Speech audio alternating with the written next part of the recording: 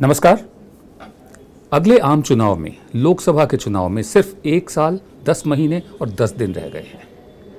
ये समय बहुत ज़्यादा नहीं होता, सिर्फ 1 साल 10 महीने 10 दिन रह गए हैं। उसके बाद आम चुनाव होंगे। इतना समय बीत गया जुमलेबाजी में, पता ही नहीं चला। इतना समय बीत गया रैलियों में, पता ही नहीं चला।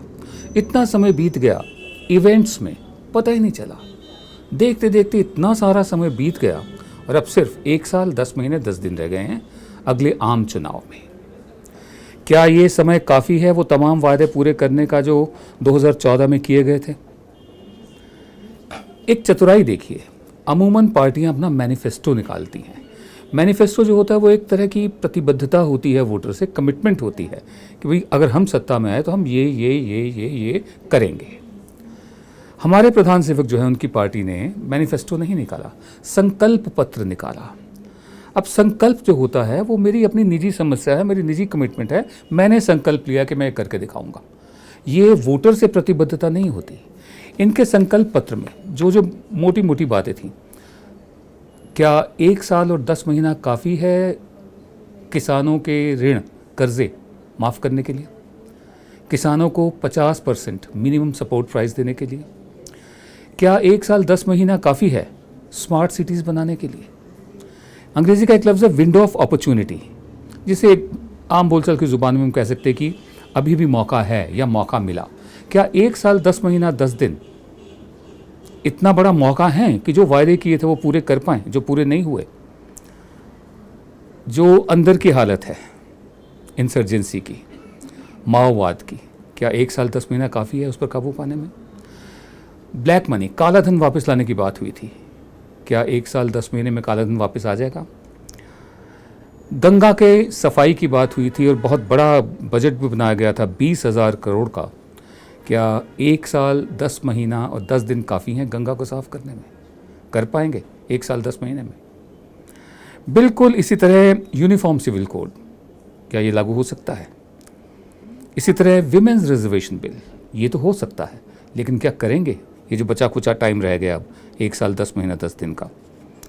उसके अलावा जो हमारे रिश्ते बिगड़े हैं पड़ोसियों से, ये पाकिस्तान को लव लेटर लिखना बंद करो या चीन को लाल लाल आंखें दिखाओ, जो भी लफाजी की गई थी उस वक्त, क्या 1 साल 10 महीने में हमारे रिश्ते बेहतर हो सकते हैं?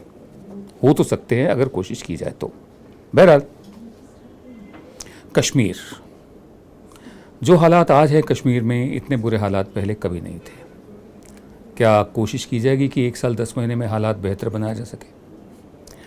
डीमोनेटाइजेशन, नोटबंदी से क्या हासिल हुआ हमें खुद नहीं मालूम, सरकार को भी नहीं मालूम।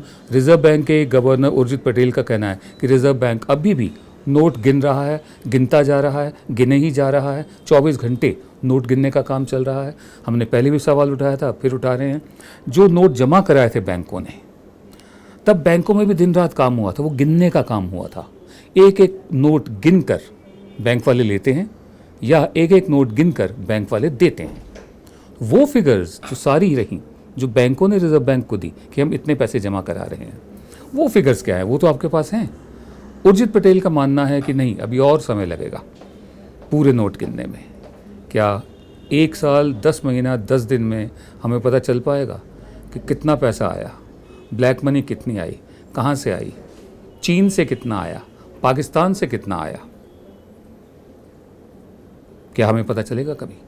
बहरहाल, आगे बढ़ते हैं। नौकरियां, 2 करोड़ नौकरियां हर साल देने का वादा था, संकल्प था, वादा भी नहीं था, संकल्प लिया था।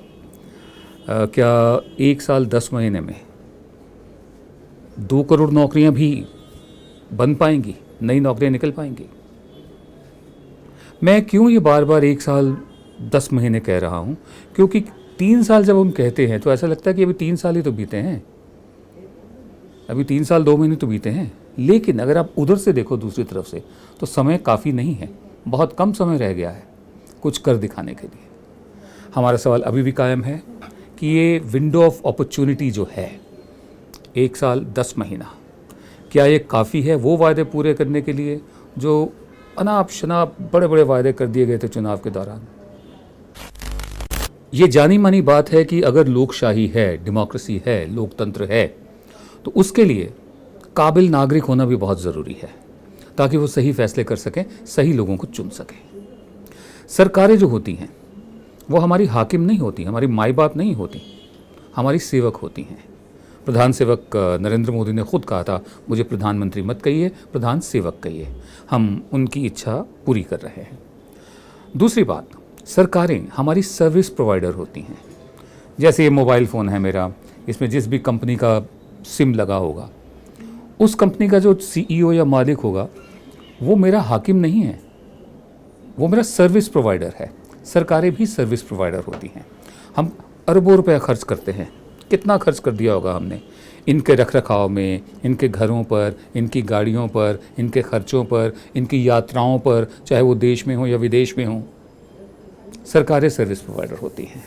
सरकारों का ही काम है कि जो नागरिक है उसको फैसिलिटेट करे, उसका जीवन आसान बनाए, ज़िंदगी उसकी बेहतर बनाए, और उसके लिए नौकरियां बहुत ज़रूरी होती हैं। नौकरियों को लेकर हमारे यहाँ की हालत ठीक नहीं है इस वक्त। मैं अभी पढ़ रहा था, गोपी कृष्ण गुरु प्रसाद, एक सॉफ्टवेयर इंजीनियर आंध्र प्रदेश से, उन्होंने पुणे के विमान नगर में खुदकुशी कर ली है, आत्महत्या कर ली है। क्यों? उनका कहना है कि IT इंडस्ट्री में कोई जॉब सिक्योरिटी नहीं है। वैसे भी IT इंडस्ट्री में बहुत बड़े पैमाने पर लोगों की नौकरियां जा रही हैं। गोपी कृष्ण का कहना है कि मुझे अपने परिवार की चिंता है। जिस हिसाब से नौकरियां बननी चाहिए थी वो नहीं बनी है। 2 करोड़ नौकरियों का वायदा था, हुआ नहीं है। मैं आपको कुछ फिगर्स बताता हूँ। ये फिगर्स जो हैं, centre for monitoring Indian economy CMIE, ये उसके सर्वेस पर आधारित है।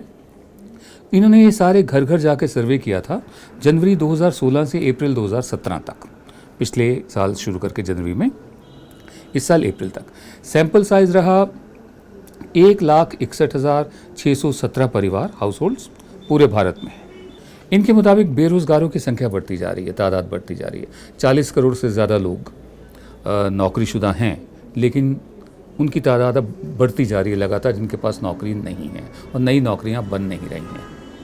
कहने को हम कह रहे हैं कि हमारी जो अर्थव्यवस्था है वो बढ़ रही है, ग्रोथ है, लेकिन ये जॉबलेस ग्रोथ है। हमारे यहाँ देसी बुद्धि लगाकर जुगाड़ से तो काम चल जाता है, लेकिन जो तथ्य होते हैं, जो विद्वान लोग होते हैं, जिनको अर्थव्यवस्था की समझ होती है, जो पढ़े लिखे होते हैं, वो भी मानते हैं कि लॉन्ग टर्म में जुगाड़ नहीं चलता।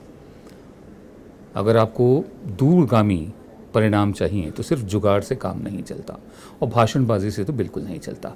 नौकरियों की दशा ठीक नहीं है, बेरोज़गारों की तादाद लगातार बढ़ रही है। जैसे किसानों ने लगातार खुदकुशी की, वैसे ही अब पढ़े लिखे लोगों में भी जो बेरोज़गार हैं उनकी भी खुदकुशी की खबरें आनी शुरू हो गई हैं। गुरु प्रसाद आंध्र प्रदेश के, जिन्होंने विमान नगर पुणे में खुदकुशी की, ऐसा ही एक उदाहरण है। प्रधान सेवक, अभी भी वक्त है, 1 साल 10 महीने आपके पास वक्त है, कुछ करके दिखा दीजिए इस दफ़े। नमस्कार। आप देख रहे थे जन गण मन की बात। हम आपसे एक बार फिर इल्तिजा करेंगे, रिक्वेस्ट करेंगे कि आप YouTube पर हमारे जो चैनल है उस पर सब्सक्राइब का बटन दबाइए, साथ में घंटी बनी हुई है, घंटी को दबाइए, ताकि जब भी नया वीडियो अपलोड हो आपको खुद ब खुद सूचना उसकी मिल जाए।